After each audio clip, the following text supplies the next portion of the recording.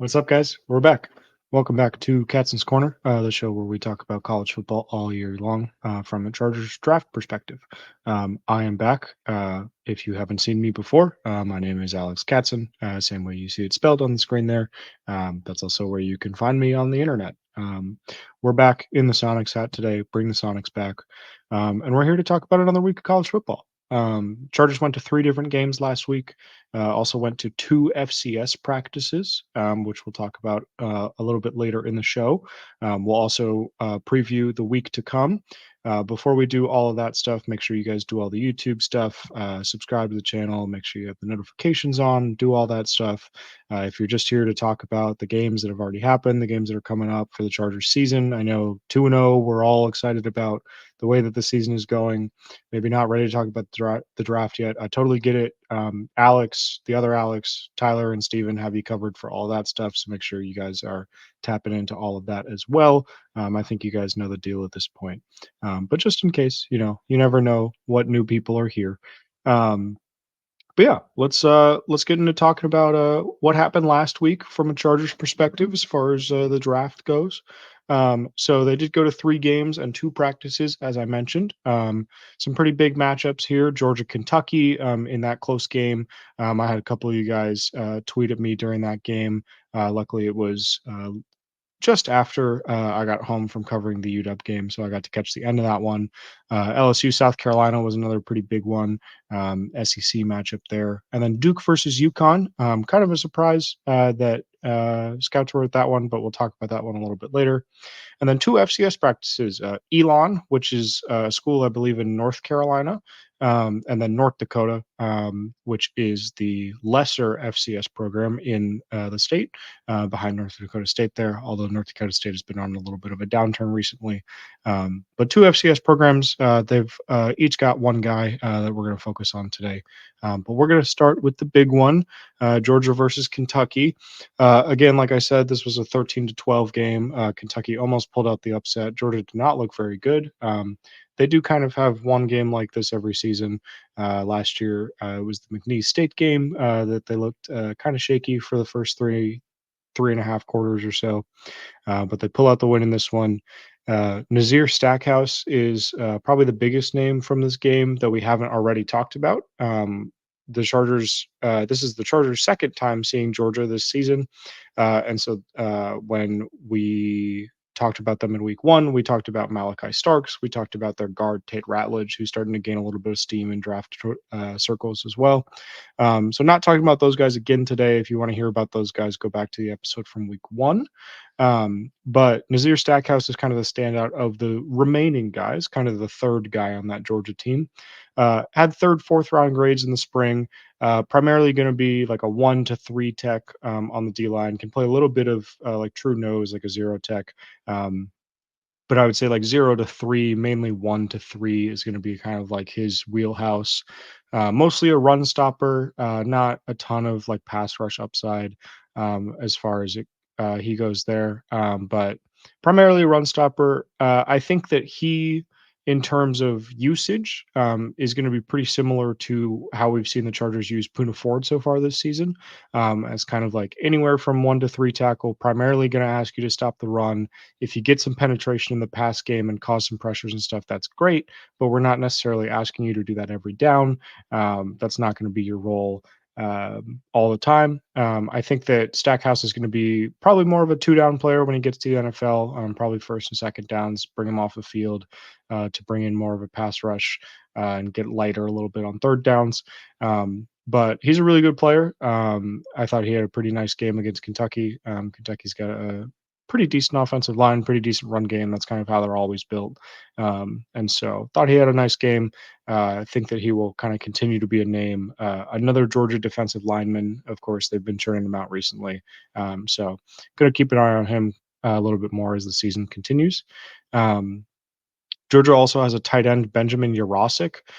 He transferred in from Stanford this offseason. Really liked his Stanford tape. Was one of the only players on that Stanford roster last year that was worth anything. And I thought that he could have come out last year and he probably would have been drafted. I totally get why he came back. The tight end class was strong.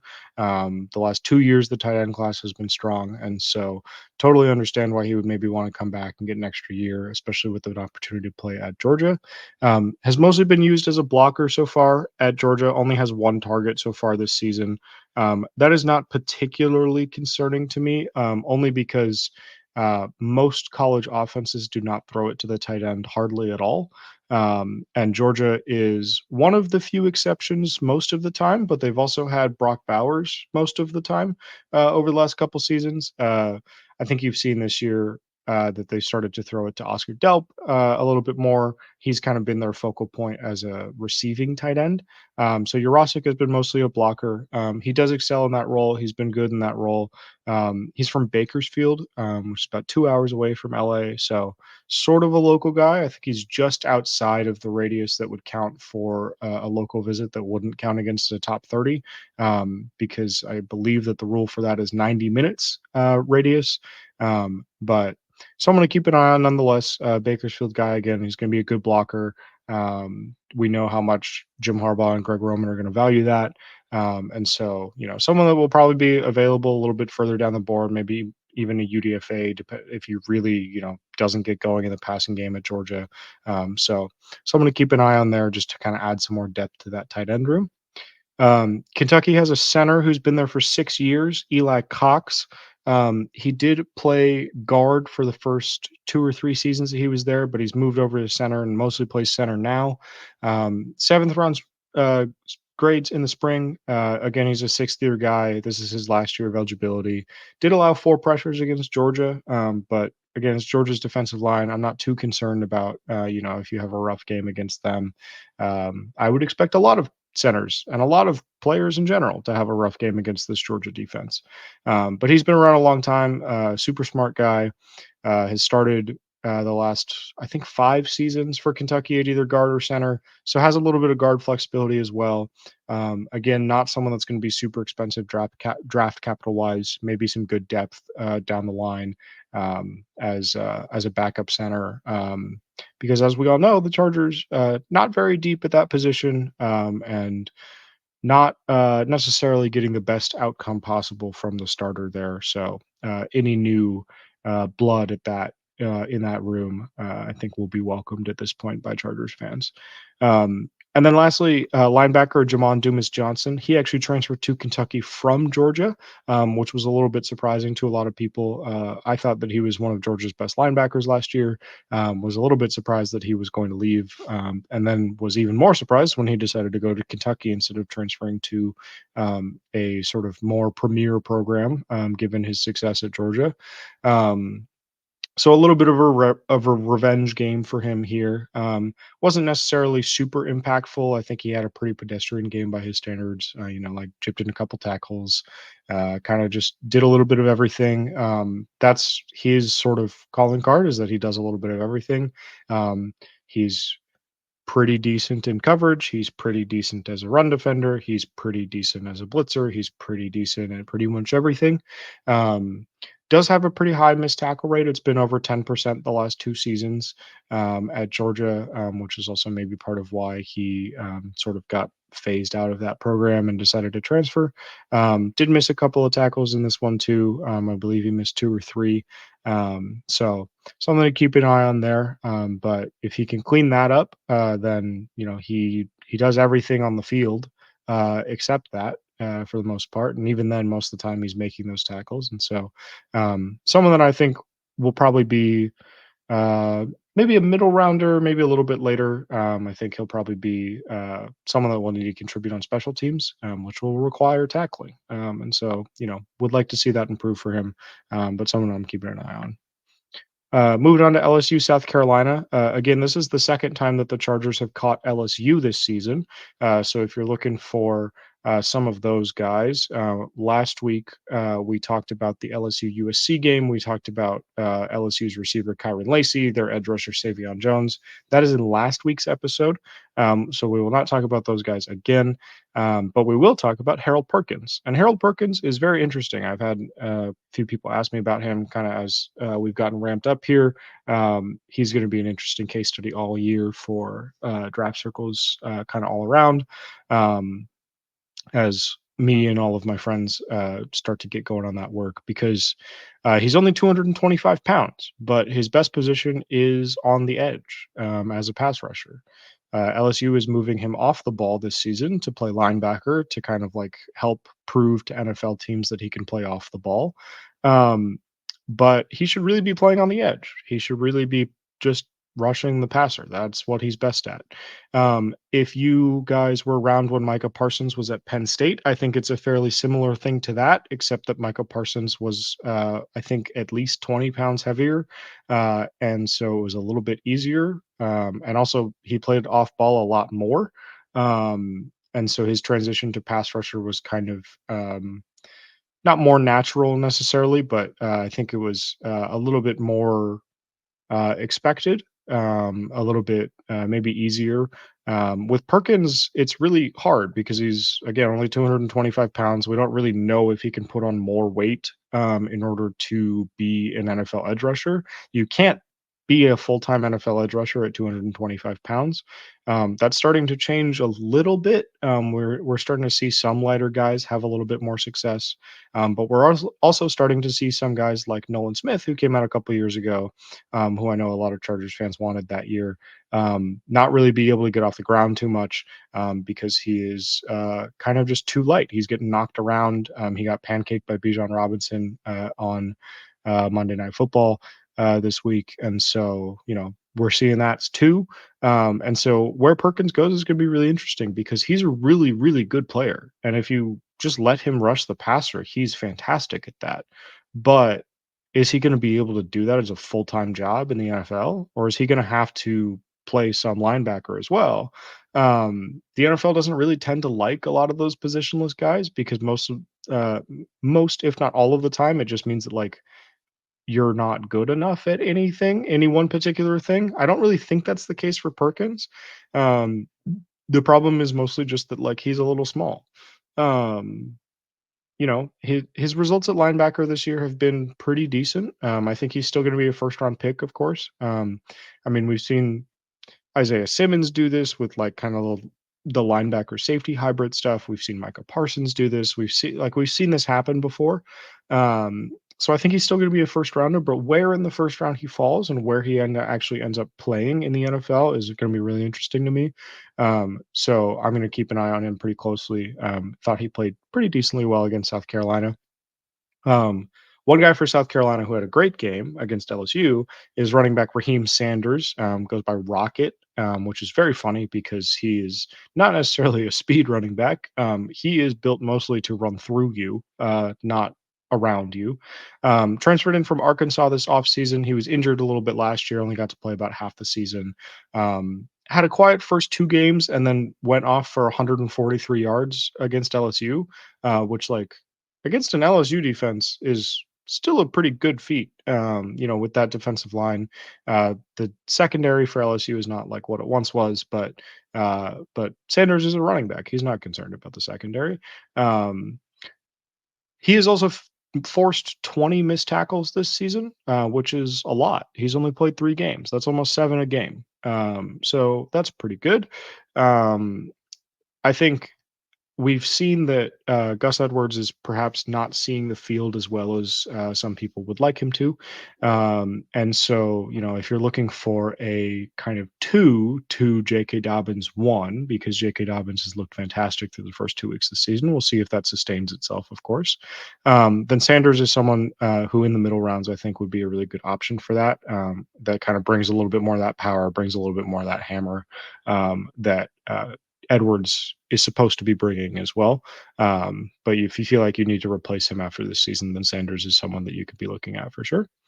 Um, On the offensive line, South Carolina has a transfer from North Carolina Central, Torricelli Simpkins III. He played center at North Carolina Central. He is playing guard at South Carolina. And the number one thing, I think I've talked about this before on the show, but the number one thing when these guys transfer up from FCS or when you have FCS players playing against FBS teams is that you want them to look like they belong. Simpkins graded out very well when he was at North Carolina Central. He was one of the best offensive linemen in the FCS. Transferring up to SEC football is, of course, a different ballgame, but he has continued to grade out very well, even while playing a different position for a different team in a much higher caliber of competition. That is exactly what you want to see from a guy like that. He has pass blocked super well at guard for the Gamecocks. Has run blocked still well, but not necessarily as well. Has that center guard flexibility. Undrafted grades in the spring. I think mostly because we hadn't seen him against FBS competition. Could be someone that rises into the draftable ranks. I know he's on a lot of All-Star game watch lists already. So he is someone that I'm really interested to dig into the tape more and watch what he's been doing these last couple of weeks because all of the metrics and all of the grades and all of sort of other things that I've been seeing from people kind of in the space suggest that he's been playing really well. And then LSU tight end Mason Taylor is an NFL legacy. He is the son of Dolphins Hall of Famer Jason Taylor. Started as a freshman for LSU, has been productive as a receiver kind of the whole time that he's been there. I believe he's a junior now. The only thing is he's not a super great blocker. He's just a little bit light, doesn't really have the power for it, which may be enough to just sort of take him out of the running as a Chargers option. But someone where, you're always evaluating to see if that's improved. How did he look as a blocker against South Carolina when the Chargers are there visiting that game?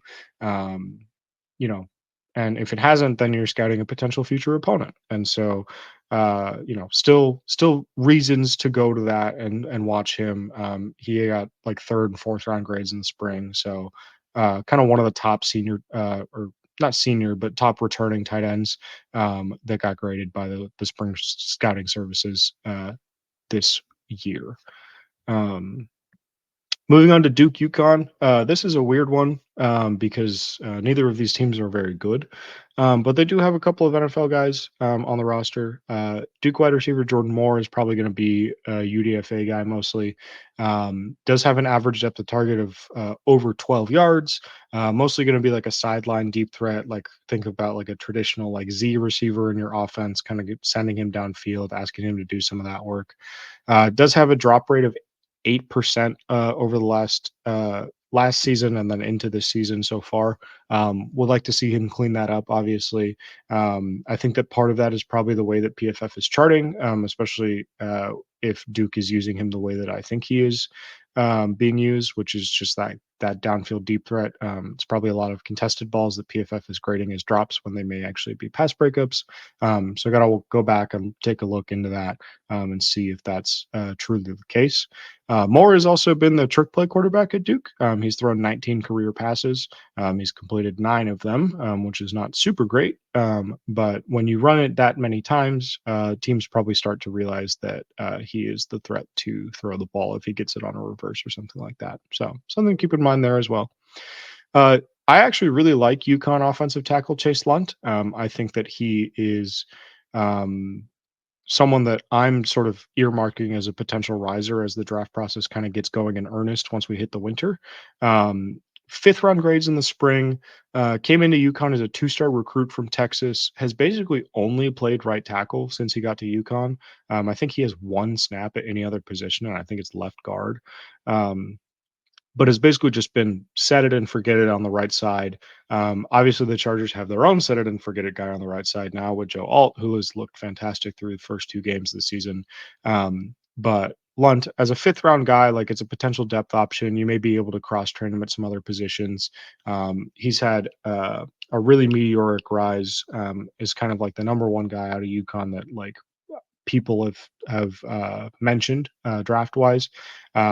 on all of the watch lists and everything. I think he's going to be someone whose name you hear a lot more. Like I said, it kind of as the winter gets going. Duke running back Jaquez Moore, again, fifth round spring grades, is a little bit on the smaller end. He's listed at 5'10, 201, which means he's probably closer to like 5'9, 197 ish. He's improved as a pass blocker this season. One of his worst traits coming in because he's small, but he's graded out really well as a pass blocker this year. Has been playing for Duke for a long time. I believe he's a fourth year senior and has been on the field actually playing like basically that entire time. So has contributed a lot to this Duke offense. He's kind of always been a complimentary guy in the running back room. I think that this year is finally the year that he's starting to take over as the number one option there. So interested to see how kind of the rest of the season plays out, see that how that production pans out for him. But another guy who's potential like late rounder, maybe a UDFA, bring him in, see if he's got some juice. Kind of always just cycle that running back depth because we all know how short shelf lives are for running backs in the NFL. And then Yukon defensive lineman Jelani Stafford. Defensively, mostly just like a space eating nose tackle. You guys know the type. He's 303 pounds. He had 4 run stops versus Duke. That's kind of like he's not going to rush the passer at all. That's just kind of like who he is as a player. But the reason that I think he's interesting, especially for the Chargers, is that he does have 29 career snaps on offense, and he ran for 6 touchdowns last season for Yukon. This is a kid who played running back in high school, like full time, played both ways, running back and defensive tackle. And so he has a lot of experience as running back. Again, 6 touchdowns last season is kind of Yukon's like goal line back. And so if you're kind of looking at that like Scott Matlock role, that Patrick Ricard role, if you go back to the Baltimore days, that kind of like hybrid fullback defensive lineman, Stafford is someone that they might bring in probably as a UDFA to kind of compete for that role and just sort of like see if they can like continue to sort of cycle that guy and find someone who's really going to be a contributor on both sides. Moving on to the practice reports, Chargers, like I said, went to Elon, which is a school out in North Carolina, an FCS program. They don't have a ton of NFL prospects, as you may assume. I think that some of you are probably hearing that Elon is a school for the first time in this episode, which if you are, you're welcome, I guess. Congratulations to you for learning a new thing today. They have a 6'5" wide receiver by the name of Unuma Dieke. DK? I think it's DK. I'm not sure if I mispronounced your name. I'm so sorry. But he's 6'5". He transferred in from UMass. He's had 11 catches for 181 yards the last 2 games, which is a career high for him for a season. So he's in his 5th year of college. Kind of looks like this is going to be his breakout year. If it is, he's 6'5" again, and so if he breaks out and he has a really good season for Elon, then he might be someone that ends up on the UDFA radar. We see guys like this all the time. Kind of the most productive version of this is Derek Young, who's on the Seahawks, I think, still. Which another just like huge guy, played for another school in North Carolina, Lenore-Ryan, which is a D2 school. I think ended up being undrafted. Maybe he was a 7th rounder, but he was like 6'4" and ended up just like being a gunner for the Seahawks for a couple of years. Like I said, I think he's still there. I'm not actually 100% sure on that, but very similar sort of situation. Just like big guy who may break out this season. And so, maybe you're going to practice to see like, is he putting in the work every day? Get all those reports from the strength and conditioning coaches and his position coach and everything of like, is this guy the real deal or not? And then at North Dakota, they have a wide receiver, Bill Bellquist, who's kind of the opposite end of that spectrum, which is that he's not particularly tall or like unique in any sort of physical way, but he has been fairly productive for North Dakota. He has at least 400 receiving yards over the last 5 seasons, or 4 seasons, I guess. He's not quite there yet. He has 18 catches for 241 yards and a touchdown in the first 3 games in North Dakota season. Career drop rate is under 5%. And averages 6 yards after the catch per reception in his career, which is a lot. It means that North Dakota gets him out in space a lot. I would imagine that he's playing a little bit more of a slot role. Obviously, here you see that he's kind of like in what looks like to be a little bit more of a sideline role. And so, someone that can kind of like play either or. I think that Obviously, 6 yards after the catch per reception stands out. Someone who, again, just like probably want to go to practice, get sort of the character report on him. Going to be a UDFA guy. Like, there's so many receivers in the country that like you really have to build out that UDFA list because every team is going to sign 3, 4, 5 UDFA receivers, and so you really have to build out the list to be like, okay, well, maybe DK is going to go sign with the Panthers. And so now we have to go to the next guy on the list, and that's Bellquist. And then maybe Bellquist signs with, the Vikings. And so then we have to go to the next guy on the list. And so it's just building out that list, kind of like preparing yourselves for that rush in April of like, oh, we have to sign, 30 guys to fill out the roster and get to 90. So not guys that we're necessarily expecting to pop up onto like draftable radars, although Bellquist is on the Senior Bowl watch list. But just guys to kind of like keep an eye out for, like, if they end up signing as UDFAs 7.5 months from now, you can be like, hey, I remember we talked about that guy in September, and that'll be cool for both of us. Um, Moving on to previewing this week's games. Most of the games here I have are in the like noon to 12:30 window. That's where most of the games that I'm going to be interested from a draft perspective are. Some other good games in here. I don't have USC Michigan on here, for example. We've talked about USC twice already this season. We talked about Michigan last week as well. So just wanted to kind of take a break from talking about those guys. But obviously going to be a ton of prospects in that one. Georgia Tech at Louisville. Georgia Tech has a corner, Warren Burrell, who I've scouted a couple of times over the last couple of years. He transferred in from Tennessee. Isn't a great zone corner. He has kind of gullible eyes, but he's a better man corner. Probably going to be a UDFA guy. Not really sure what his value on special teams is going to be, but he's athletic and big enough to play corner in the NFL. So if he has a nice game against Louisville, they have a couple of NFL caliber potentially receivers. And so if he does well, could go a long way. And then Louisville edge Aston Gillott is a little bit more of like a run defender, power rusher type guy, like a little bit more of a sort of base end. Second team All American last year. He's on the freaks list at like 275. One of those guys that you can play inside or outside. I think meshes really well with what the Chargers have been doing with their edge rushers, kind of moving those guys inside to kind of give them more opportunities over the last couple of seasons. And so someone to keep an eye out. Kind of projecting like the second, third round range right now. Arkansas at Auburn, again, is going to be in that like 12:30 window. Arkansas edge Landon Jackson is kind of a similar sort of deal, like second, third round range. Transferred in from LSU. He had 6.5 sacks last season. Kind of interestingly, he's 6'7", 282, but he's a lot more of an explosion power rusher than a power one.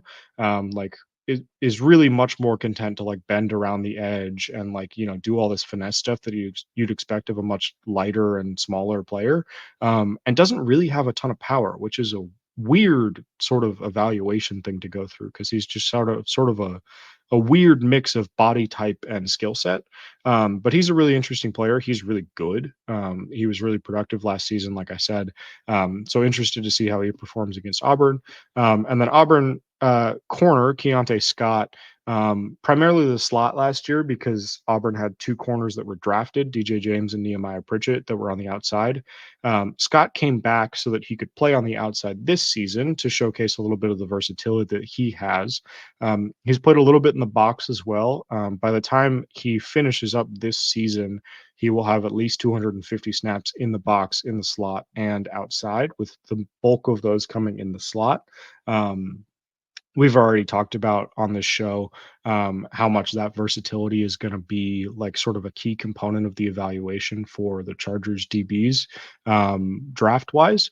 And so he's someone that certainly fits into that mold, with that slot major.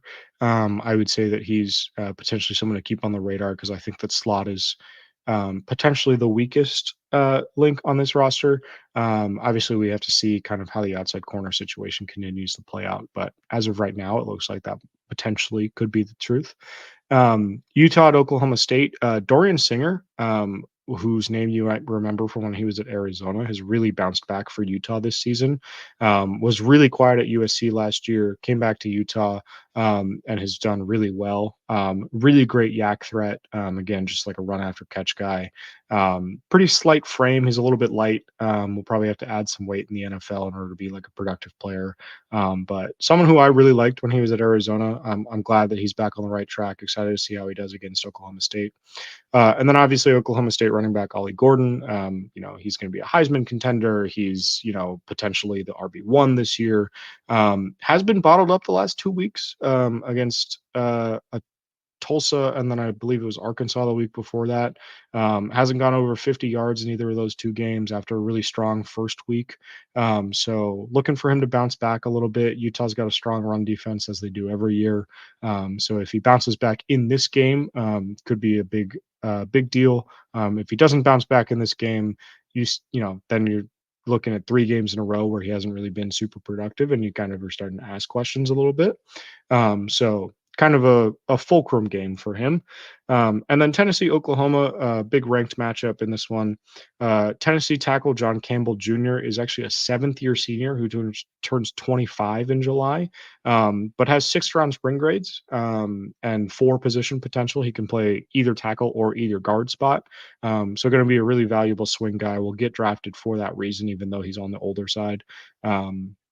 Oklahoma's got a couple of potentially NFL caliber edge rushers, so interested to see how he holds up in that one. And then safety Billy Bowman Jr. Is an alumni of this show. We talked about him last year before he decided to return for his senior season this year. Lots of special teams experience. He can play in the slot or play safety.